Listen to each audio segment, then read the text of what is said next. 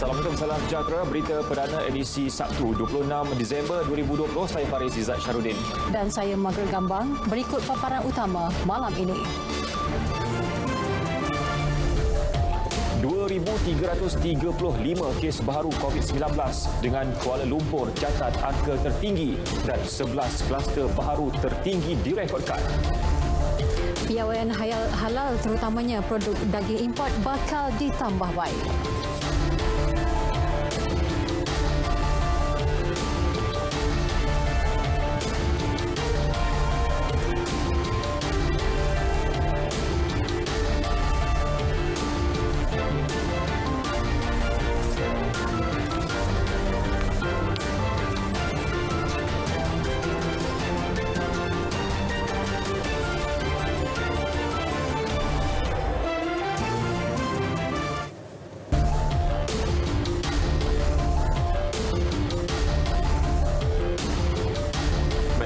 Dengan perkembangan ini, kenduri perkahwinan tetap diteruskan walaupun akad nikah tidak dapat dijalankan selepas bakal pengantin lelaki dikuatiri lemas dalam kejadian di Pantai Kelulut, Marang semalam. Fatin Nabilah Huda Ismail, 27 tahun bersama tunangnya Naim Hariri Kamarudin, 31 tahun, sepatutnya disatukan pagi tadi di Masjid Kampung Surau Haji Matzin, Bukit Payung, Marang. Bapa pengantin perempuan Ismail Awang berkata majlis berkenaan diteruskan juga bagi meraihkan tetamu yang hadir. Mengakui persiapan telah dibuat dan tidak menyangka insiden seperti ini berlaku. Kita dah jemput semua, dah catering tu kita dah tempah, tapi nak batal tak boleh lah. Nanti dia datang pula, siang pula dia kan. Kita dah tempah terus lah. Kita buat lah menjadi keseluruhan kan. Itu ya. Solat ajak kita buat malam tadi ya kat masjid. Tinjauan di kediaman keluarga bakal pengantin perempuan mendapati pihak keluarga perempuan kelihatan tenang melayan tetamu yang datang walaupun tanpa pengantin. Kelihatan segala persiapan seperti pelamin, kemah, makanan, cenderahati termasuk buku catatan kehadiran tetamu juga telah tersedia. Situasi terkini COVID-19, 2,335 kes baru direkodkan hari ini. Jumlah kes harian tertinggi di Malaysia setakat ini menjadikan jumlah kumulatif kes positif 103,900 kes. Kuala Lumpur mencatat jumlah kes harian tertinggi 728, diikuti Selangor 710 kes, menjadikan jumlah kes baru di Lembah Kelang 1,438 kes, manakala Johor ketiga dengan 412 kes. Jumlah kes sembuh pula 874, menjadikan jumlah kumulatif kes pulih 83,414 kes. 2 kematian turut dilaporkan menjadikan jumlahnya 451. Berikut data terkini COVID-19 diikuti kes positif harian mengikut negeri.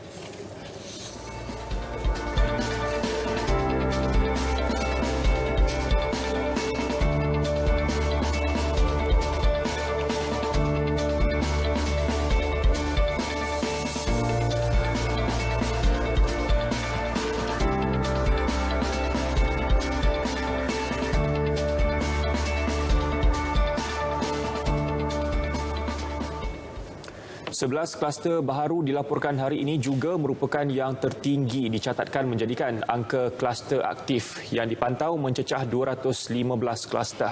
Kenyataan Ketua Pengarah Kesihatan Tan Sri Dr. Nur Hisham Abdullah turut menyebut 4 daripadanya melibatkan tempat kerja di Ibu Negara, Selangor dan Pahang yang dikenal pasti melalui saringan bersasar. Kluster tapak bina Jalan Seng melibatkan daerah Titiwangsa di wilayah Persekutuan Kuala Lumpur dengan 232 kes telah dikesan positif. Kluster pagar siput yang melibatkan daerah Kota Tinggi Johor menyaksikan 200 individu disaring dengan 129 kes positif dilaporkan. Kluster plastik Subang melibatkan daerah Petaling dan Klan Selangor pula melaporkan 111 kes positif COVID-19. Untuk kluster Halban yang melibatkan daerah Kota Baru, Kelantan pula melaporkan 29 kes positif. 24 kes positif pula dikesan menerusi kluster Lis Putih melibatkan daerah Barat Daya Pulau Pinang.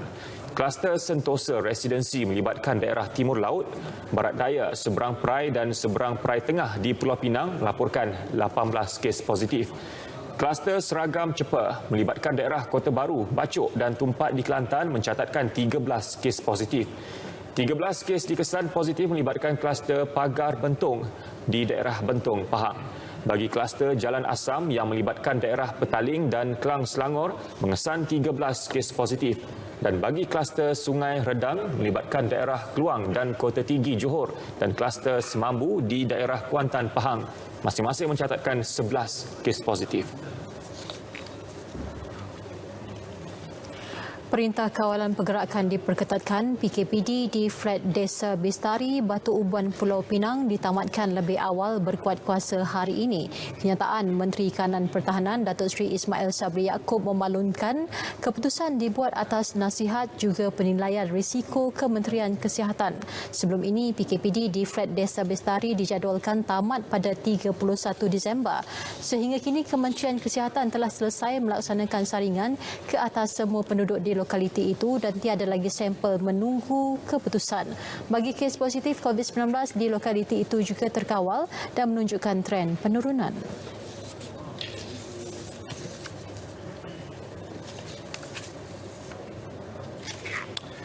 Baik, sementara itu jumlah individu ditahan kerana ingkar arahan PKP melonjak kepada 4 angka iaitu seramai 1,002 orang. Daripada angka itu, 854 individu di kompaun manakala 148 di reman.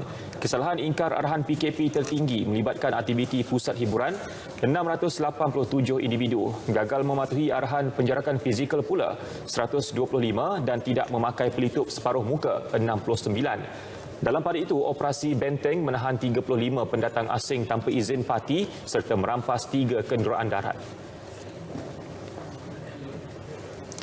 Cubaan 3 pendatang asing tanpa izin parti serta bayi menyeberang sempadan untuk kembali ke negara asal Indonesia semalam gagal. Kesemua mereka yang berusia 7 bulan hingga 48 tahun ditahan pasukan Brigad Kelima Infanteri Malaysia 5 Brigad yang sedang melaksanakan rondaan tanggungjawab di sektor Ob Benteng pada 3 petang di kawasan Serudong, Tawau, Sabah. Panglima 5 Brigad Brigadier Jeneral Zamri Jeffrey Darus dalam kenyataan memaklumkan pihaknya mengesan kumpulan parti itu cuba menghampiri sempadan Malaysia-Indonesia. Hasil pemeriksaan mendapati ketiga-tiga mereka didapati tidak mempunyai dokumen pengenalan diri.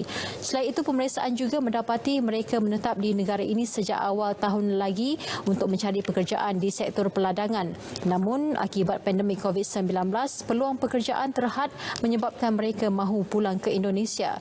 Kesemua parti berkenaan kemudian diiring keluar dari Malaysia pada 5.20 petang sebelum satu laporan polis dibuat. Jelas Brigadier Jeneral Zamri, pasukannya akan terus memperketatkan dan meneruskan kawalan di sempadan daratan bagi memastikan Ob Benteng dapat diperkukuhkan dari kegiatan parti serta anasir lain yang mampu mengancam keselamatan negara.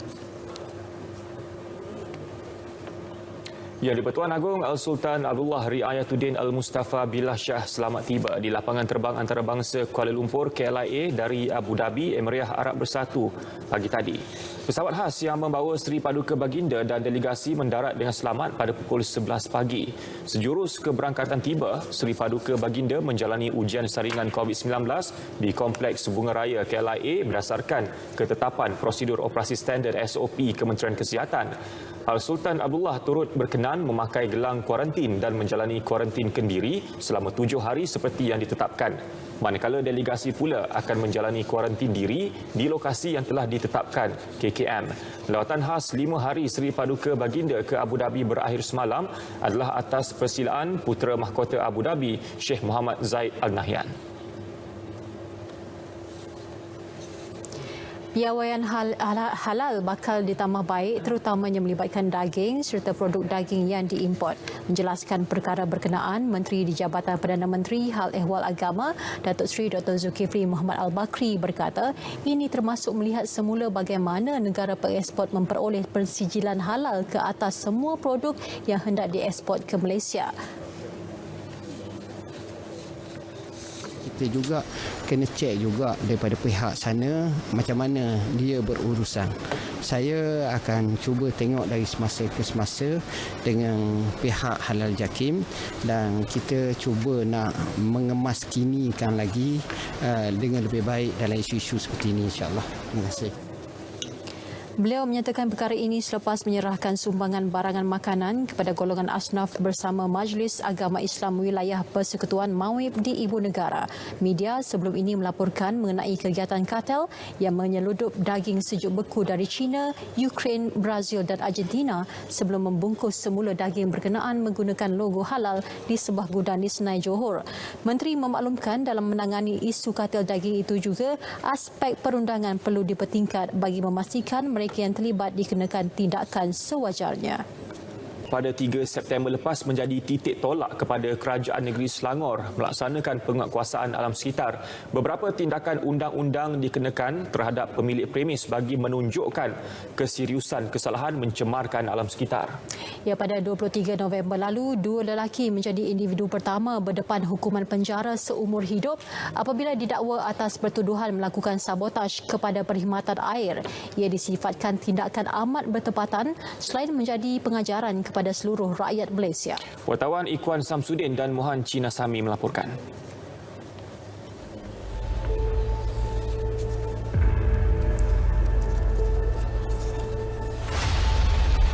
Rasa perlu kot sebab dia dah boleh merosakkan kehidupan kita kot. Air kan kita untuk minum.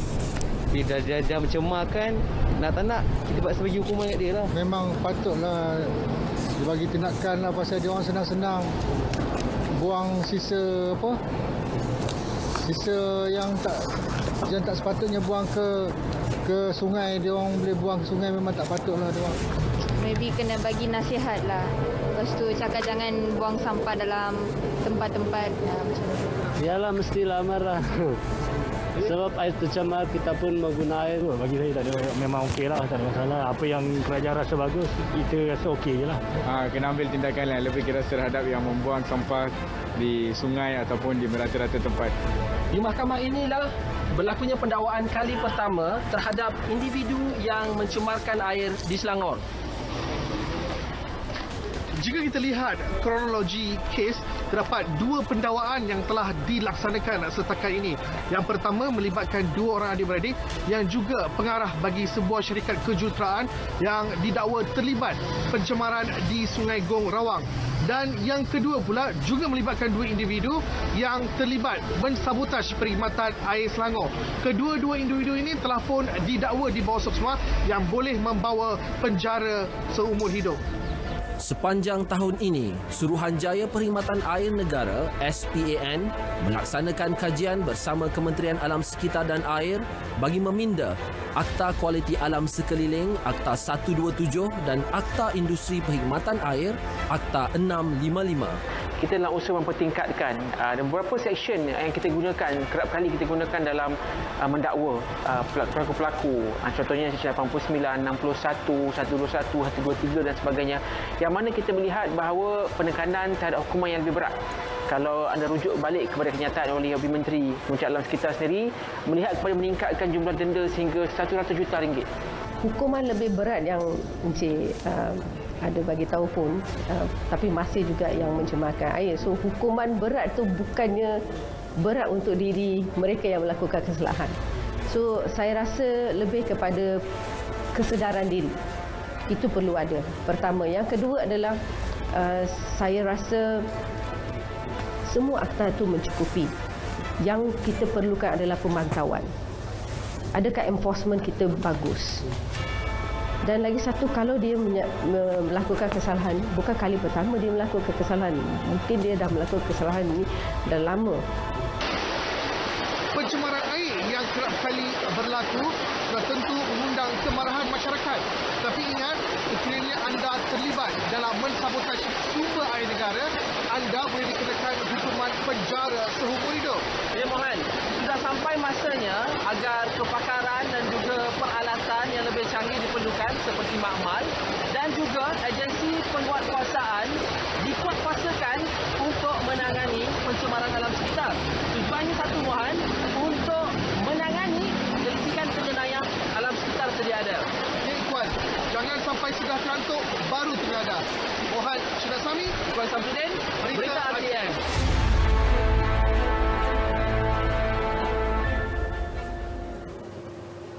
Baik, buat julung kalinya, Majlis Anugerah Nasyid Malaysia ANAM 2020 akan berlangsung malam esok. Ya, raptai penuh acara diadakan malam ini di Auditorium Perdana Angkasa Puri. Dan kita bersama Dilaila Kadir untuk berkongsi suasana di Auditorium Perdana. Silakan, Dilaila.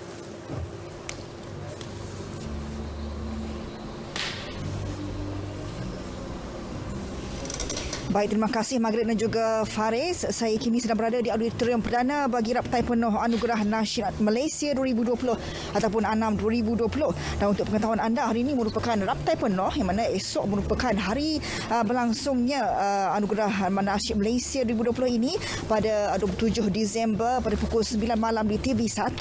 Dan untuk pengetahuan anda, anugerah ini mendapat kerjasama KKMM, Kementerian Komunikasi dan Multimedia dan juga Jabatan Perdana Menteri Hal Ehwal Agama, dan ia merupakan julung-julung kalinya dianjurkan oleh Majlis Usahawan Nasyid Malaysia ataupun Munsyid, dan juga ia merupakan langkah awal bagi penganjuran Festival Nasyid Antarabangsa Malaysia yang mana akan dianjurkan pada tahun hadapan sejajar dengan status negara sebagai The Home of Contemporary Nasyid di Persada Dunia pada tahun depan. Dan untuk maklumat lanjut, kita bersama dengan penerbit bagi ANAM 2020 ini, Rashidah Ali.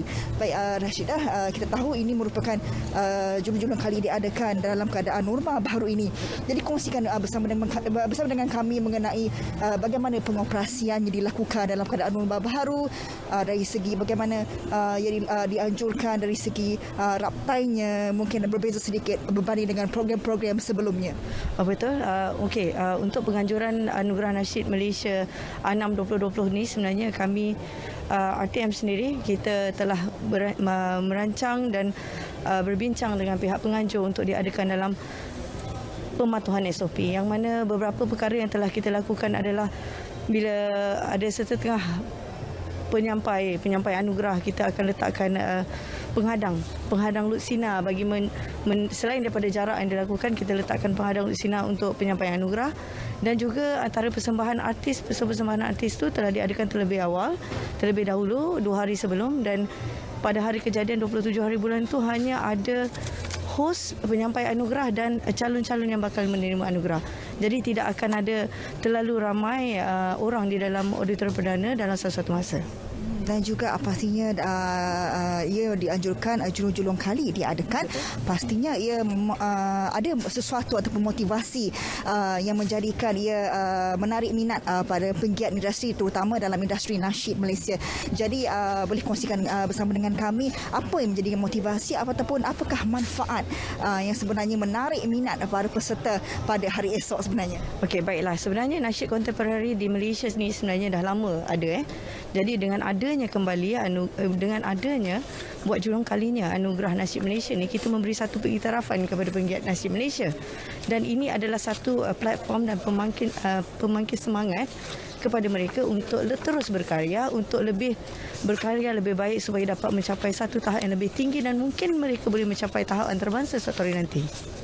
Dan juga difahamkan pada esok akan ada 4 nama kumpulan nasyid yang terkenal. Boleh kongsikan dengan kami? Betul, memang tidak dinafikan sebenarnya, selain daripada 11 anugerah yang dipertandingkan pada malam esok, ada penampilan legend-legend nasyid itu sendiri. Dan legend-legend kumpulan nasyid itu, kita ada Brothers, kita ada Brothers Hijaz, Rabani dan juga kumpulan Raihan. Ini 4 legend yang memang kita tidak nafikan ke dia punya populariti dan pengaruh dalam industri Malaysia. Selain itu, kita ada penampilan juga artis-artis popular tanah air. Ya, dan juga esok akan diacarkan oleh pengacara Hafiz Hamidun dan juga Farah Fauzana. Dan juga kami berharap program ANAM 2020 ini bukan sahaja menawarkan hiburan sihat dan mendidik masyarakat, tetapi juga sebagai alat ataupun instrumen dakwah yang berkesan khususnya untuk golongan muda. Baiklah, itu saja yang dapat kita kongsikan untuk seketika ini. Kita kembali bersama dengan Faris dan juga Margaret. Baik, terima kasih Dilaila atas laporan itu langsung dari Auditorium Perdana Angkasa Puri. Lebih 500 kilogram dadah dirampas, sedikit pengedaran tumpas. Paparannya seketika nanti, teruskan bersama Berita Perdana. Dengan menyertai skim penempatan dan latihan ini, saya dapat melihat hala tuju yang lebih jelas dan bermakna. Nama saya Scott Raj Gopal. Proses pembelajaran telah berubah secara sepenuhnya dan dilaksanakan secara online.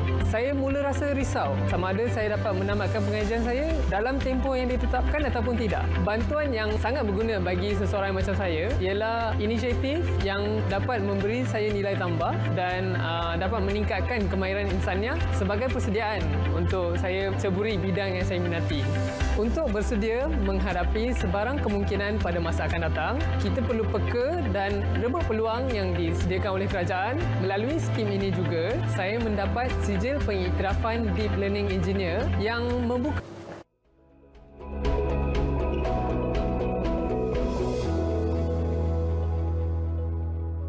Salam sejahtera. Laporan cuaca pada malam ini dimulakan dengan melihat kepada paparan imej satelit semasa. Diperhatikan kelompok awan aktif di rantau negara kini tertumpu di sepanjang negeri pantai barat Semenanjung, termasuk di kawasan pedalaman negeri Kelantan, Pahang dan juga di bahagian tengah negeri Sarawak. Kelompok awan aktif ini membawa hujan berseterbuk petir di kawasan yang berkenaan dan juga boleh menyebabkan keadaan angin yang kencang. Dijangkakan hujan berseterbuk petir ini berpotensi untuk berlanjutan sehingga ke lewat malam nanti.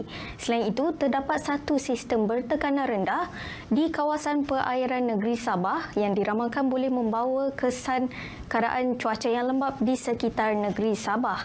Oleh itu, Met Malaysia telah pun mengeluarkan amaran cuaca peringkat waspada bagi bahagian Sandakan dan Tawau negeri Sabah yang berkuat kuasa sehingga ke lewat malam nanti, manakala amaran cuaca waspada yang dikeluarkan bagi bahagian Kudat, Pantai Barat, Pedalaman dan juga wilayah Persekutuan Labuan akan berkuat kuasa sehingga ke hari esok. Oleh itu, orang ramai dinasihatkan supaya sentiasa berwaspada berikutan hujan lebat dijangkakan boleh berlaku di kawasan yang terbabit dalam tempoh amaran ini berkuat kuasa. Bagi keadaan perairan di rantau negara, Met Malaysia masih lagi mengekalkan amaran angin kencang dan laut bergelora sehingga ke hari esok. Amaran angin kencang dan laut bergelora kategori pertama dikeluarkan bagi kawasan perairan yang bertanda kuning yang turut melibatkan kawasan perairan di negeri Kelantan, Terengganu, Pahang, Johor Timur, Sarawak, Sabah Barat, Sabah Timur dan juga Labuan, serta kategori kedua di kawasan perairan yang bertanda jingga. Keadaan angin kencang dan laut gelora ini adalah berbahaya kepada bot-bot kecil, sukan dan juga rekreasi laut termasuk aktiviti perkapalan, aktiviti menangkap ikan dan juga perkhidmatan feri dalam tempoh amaran ini berkuat kuasa. Sekian sahaja info cuaca pada malam ini. Saya Azira Samsudin. Assalamualaikum.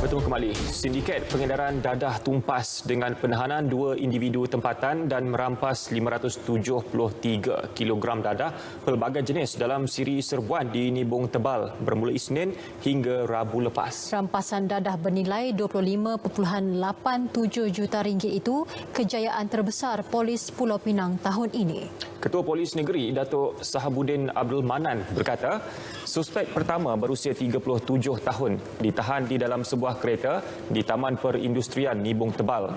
Pemeriksaan ke atas keretanya menemukan 100 bungkusan mengandungi dadah jenis syabu bernilai 4.67 juta ringgit.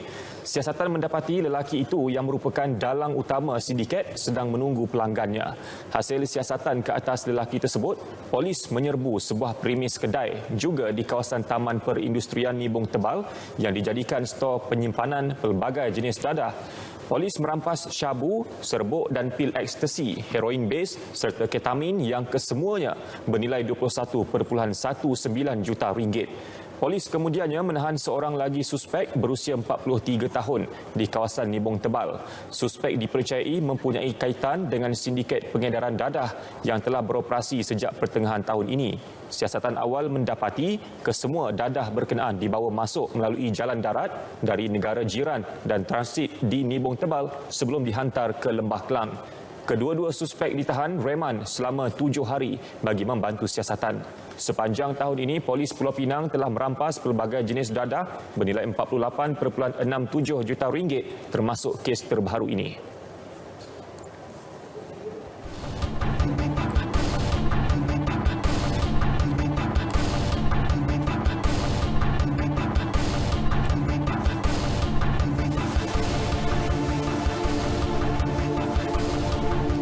Persidangan Kerjasama Ekonomi Asia Pasifik APEC 2020 melakar sejarah penting buat Malaysia. Berdepan situasi berbeza selepas kali terakhir menjadi tuan rumah lebih 2 dekad lepas, negara berdepan cabaran besar selaku penganjur dalam suasana ekonomi global yang tidak menentu impak COVID-19. 2 agenda penting berjaya dicapai iaitu Visi Putrajaya 2040 dan Deklarasi Kuala Lumpur 2020 yang menjadi penentu hala tuju baharu masa depan rantau ini. Asni Fatin Anwar menyediakan imbasan APEC 2020. APEC 2020 mencipta sejarah tersendiri apabila hampir separuh daripada mesyuarat dan program berkaitan dianjurkan menerusi persidangan video dan secara maya. Ini termasuk acara kemuncak mesyuarat pemimpin-pemimpin ekonomi AELM yang diadakan secara dalam talian sepenuhnya.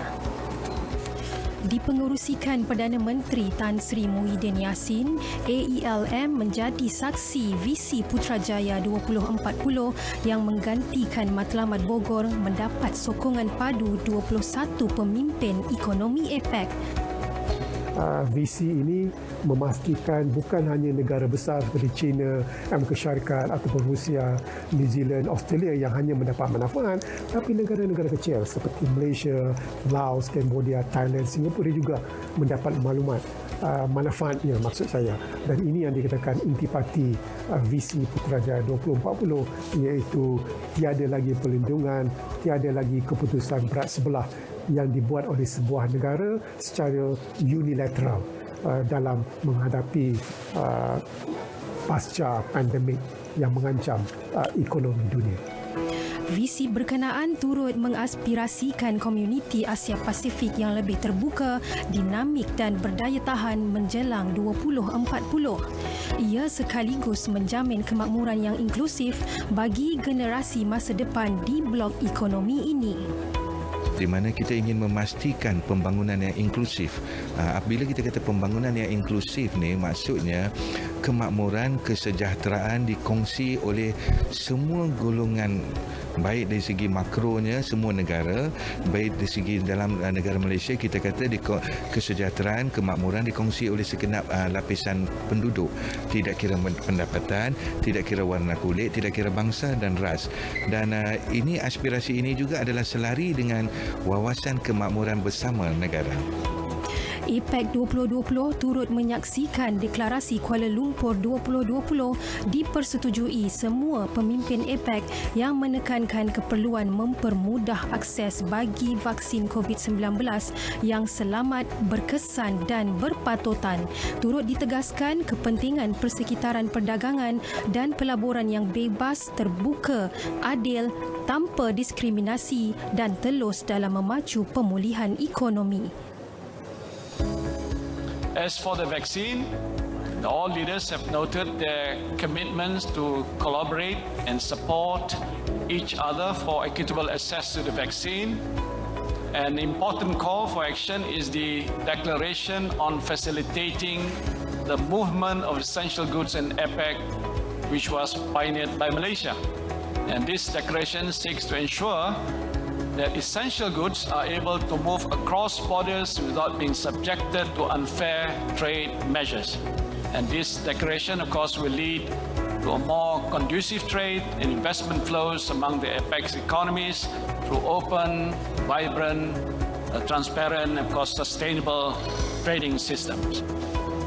Simbolik penyerahan hak penganjuran APEC 2021 oleh Tan Sri Muhyiddin kepada Perdana Menteri New Zealand Jacinda Ardern menjadi penutup tirai sidang kemuncak berkenaan. Selaku tuan rumah edisi akan datang, New Zealand turut menggalas tanggungjawab penting dalam memastikan kesinambungan pemulihan pasca COVID-19 selain menjamin hala tuju visi Putrajaya 2040 berada di landasan yang betul. Asni Fatin Anwar, Berita RTM.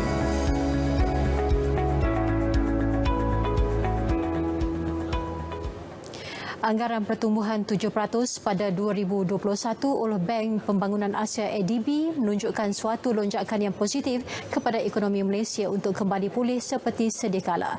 Pensyarah kanan Putra Business School, Profesor Madya Dr. Ahmad Razman Abdul Latif berkata, industri perkhidmatan menunjukkan peningkatan paling tinggi sekaligus menjadi penyumbang terbesar sektor ekonomi negara pada kadar 57%.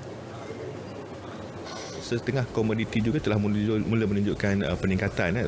Getah sebagai contoh menunjukkan peningkatan dari segi pengeluarannya, dan harga komoditi seperti minyak Brent telah menunjukkan peningkatan sehingga melebihi $50. Semua ini adalah petanda bahawa akan ada beberapa sektor yang akan kembali pulih seperti sedia kala untuk tahun hadapan dan mula menyumbang kepada pertumbuhan ekonomi Malaysia untuk tahun hadapan.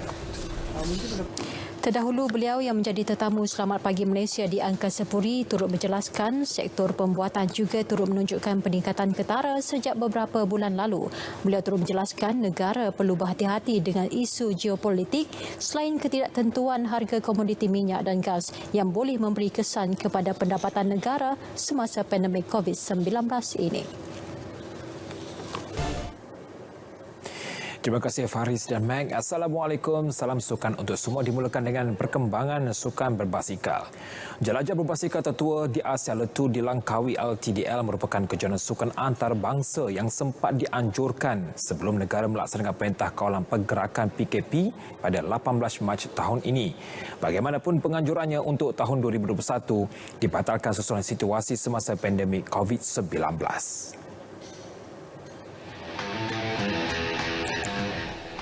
Meski berjaya dianjurkan, LTDL 2020 yang berlangsung dari 7 hingga 14 Februari lalu sudah mula berdepan cabaran. Ia berikutan pengumuman Kementerian Kesihatan bahawa kes pertama COVID-19 membabitkan rakyat Malaysia telah dikesan pada 3 Februari. Dua pasukan berpengkalan di China, Hengxiang Cycling dan Giant Cycling menarik diri daripada penyertaan LTDL 2020 susulan penularan COVID-19 di wilayah Wuhan. Status kejohanan berbasikal yang bermula pada 1996 itu turut dipersoal apabila hanya menampilkan satu pasukan bertaraf dunia, iaitu NTT Pro Cycling. Edisi ke-25 LTDL tahun ini melakar sejarah kejohanan tersebut kerana buat pertama kalinya melibatkan Sabah dan Sarawak. Dua pasukan tempatan, Tim Sapura Cycling TSC dan Terengganu Cycling Team TSG mempamerkan aksi cemerlang. TSC bukan sahaja dinobatkan sebagai juara keseluruhan, malah turut mengungguli dua jersey utama menerusi Danilo Celano dan Nur Aiman Zarif yang muncul pemenang jersey kuning selaku pendahulu keseluruhan dan jersey merah Raja Bukit. Begitu juga dengan pasukan TSG apabila pelumbanya Muhammad Harif Saleh mencipta sejarah sebagai satu-satunya pelumba tempatan yang menang dua peringkat dalam satu edisi. Pada pertengahan bulan lalu, Persekutuan Kebangsaan Berbasikal Malaysia PKBM mengumumkan pembatalan edisi LTDL tahun depan. Keputusan terbabit selaras pendirian kerajaan untuk terus menutup pintu sepadan negara akibat peningkatan kes COVID-19 sehingga kini. Rentetan itu, pasukan TSG terpaksa mencari penaja utama baharu selepas anak syarikat Kerajaan Negeri Terengganu, Terengganu Incorporated Sendirian Berhad mengesahkan tidak dapat meneruskan tajaan berikutan terkesan dengan keadaan ekonomi semasa.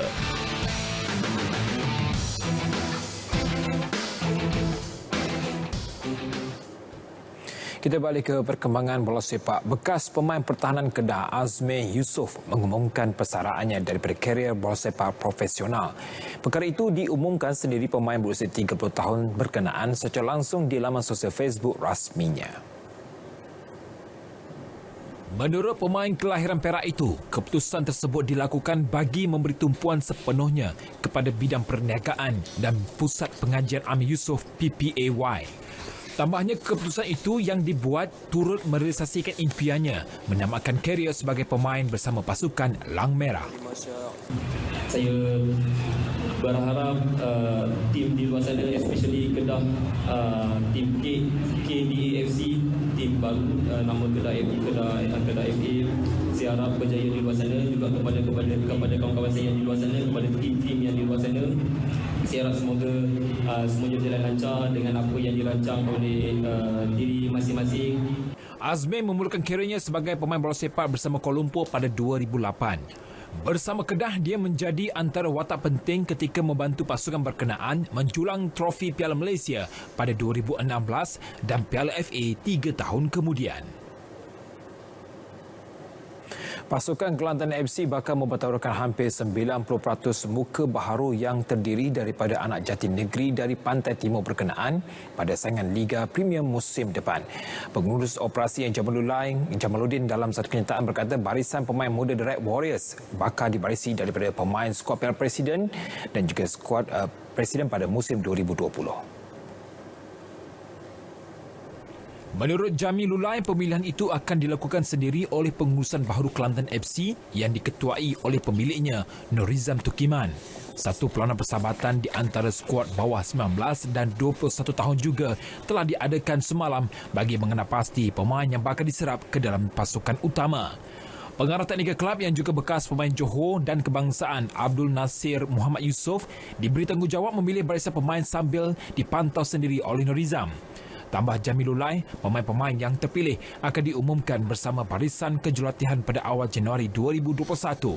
Sebelum ini, Norizam dilaporkan mahu melakukan rombakan besar-besaran terhadap skuad The Red Warriors dalam usaha mengembalikan sebuah reputasi pasukan gergasi Pantai Timur itu musim depan. Pelumba kereta touring Malaysia, Michelle Shah, optimis dapat mengumpul lebih banyak mata pada kejohanan Piala Kereta Touring Dunia WTCR 2021 selepas semakin serasi dengan jenteranya. Menurut Michelle, saingan musim ini telah berjaya membantunya fokus terhadap peningkatan prestasi sekaligus menjadi persiapan terbaik menghadapi saingan baharu musim depan. Jelas Mitchell, saingan hebat daripada pelumba lain yang rata-ratanya lebih berpengalaman bakal menjadi pemangkin semangatnya untuk dirinya mengkalas cabaran pada tahun depan. It was a really good experience. I was very happy to be there, grateful for such an opportunity and to bring back some points in the last round of the championship. Learned really a lot of things and probably the best race that I've ever done so far in my life. So yeah, I'm very proud. Pelumba berusia 22 tahun dari Kuala Lumpur ini juga baru pulang ke Malaysia setelah mencatat kemenangan podium di pusingan pertama WTCR di Jerman Ogos lalu. Sebelum ini, Mitchell pernah menduduki kelompok 20 teratas dalam WTCR dengan keputusan terbaiknya menamakan saingan di Malaysia di tempat ke-16 daripada 30 peserta. Dia yang kini menyertai pasukan baharunya Hyundai Ting Angsler bakal beraksi dalam perlombaan terakhir musim ini di Lita Motorland Aragon.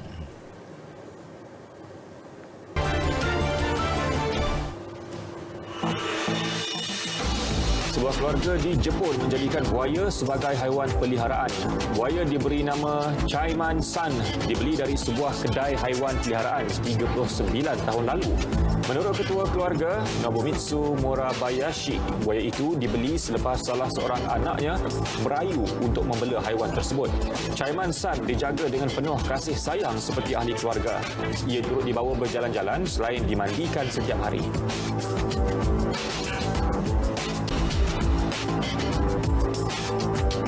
Sekumpulan pelajar di sebuah kelas seni lukis di Mexico diminta melukis semula gambar portret seorang wanita dan hasilnya sangat mengagumkan. Kesemua lukisan dilihat sama seperti gambar dirujuk dan dikongsi Fabiano Milami di Instagramnya. Rata-rata warganet kagum dengan bakat luar biasa pelukis terlibat.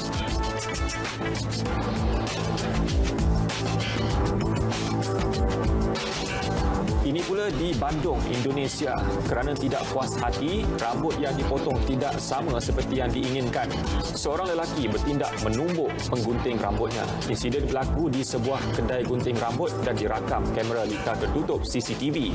Mujur, pekerja lain cepat bertindak mengelak keadaan menjadi lebih buruk. Video ini tular sejak minggu lepas.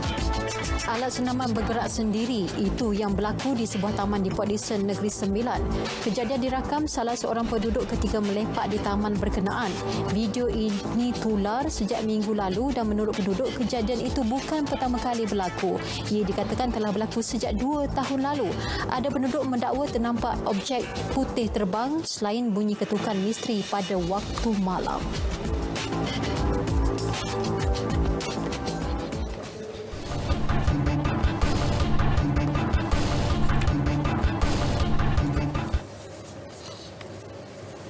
Selepas kejayaan lagu Sumpah pada Februari lalu, Naim Daniel kini semakin popular dengan lagu baru Purnama.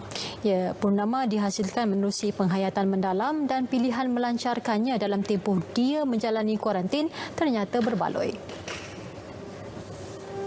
Ni sebenarnya nak sampaikan di dalam ini lagu kita nak tunjukkan di mana macam kita tahu Purnama ini adalah bulan. Bulan ini merupakan satu. Kementerian Sumber Manusia bakal memperkenalkan satu aplikasi baru sebagai platform komunikasi dua hala antara kerajaan dengan pekerja tempatan dan asing. Aplikasi dalam pelbagai bahasa itu bertujuan membantu pekerja tempatan dan asing untuk menyalurkan maklumat terus kepada kerajaan. Menteri Datuk Seri M. Saravanan menjelaskan pelancaran aplikasi yang dijangka pada 11 Januari depan bakal memberi peluang kepada pekerja untuk bermaklumkan secara terus kepada kerajaan mengenai sebarang pengabaian kebajikan oleh majikan terhadap pekerja mereka. Sama ada pekerja itu daripada pekerja tempatan atau asing, tetapi hubungan dua hala di antara pekerja dengan kerajaan akan lebih erat dan mereka akan ada satu aplikasi yang mudah. Di mana apabila majikan tak sediakan suasana yang sesuai dari segi akta 446 ataupun mengikut SOP kesihatan, kita akan terus dapat maklumat. Dan tindakan tegas akan diambil terhadap mana-mana pihak. Aplikasi berkenaan juga merupakan platform aduan serta maklumat yang diberikan akan membantu mempercepat tindakan Jabatan Tenaga Kerja JTK sekiranya berlaku penindasan. Beliau terdahulu menyampaikan cek pinjaman pendidikan maju Institute of Educational Development MIED 2020 kepada 301 penerima di Ibu Negara. Dasar pembangunan semula perumahan awam bakal diperkenal Kementerian Perumahan dan Kerajaan Tempatan KPKT. Keperluan itu jelas Menteri Zuraida Kamaruddin bagi membolehkan rumah baru yang lebih selesa dibina menggantikan kediaman yang telah terlalu lama. Ya, menerusi dasar itu, rakyat terutama golongan B40 dapat mendiami rumah yang lebih besar dengan kemudahan-kemudahan lengkap berbanding rumah lama yang sedang didiami.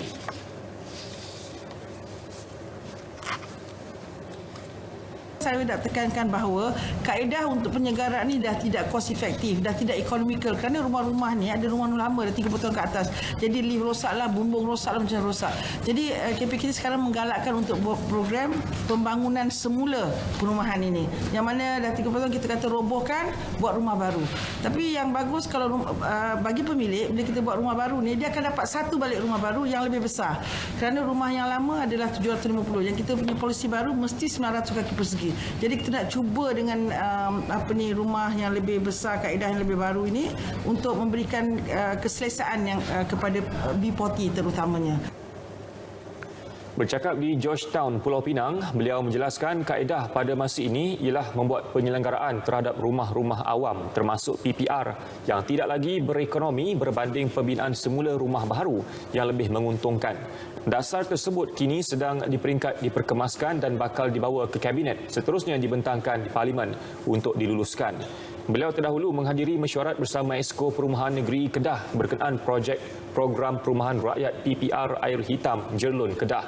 Mengulas permasalahan PPR Air Hitam di Jerlun itu, Zuraida berkata rumah berkenaan telah siap pada 15 Ogos tahun lepas dan penyerahannya sedikit tertunda berikutan masalah teknikal antaranya pertukaran skim rumah.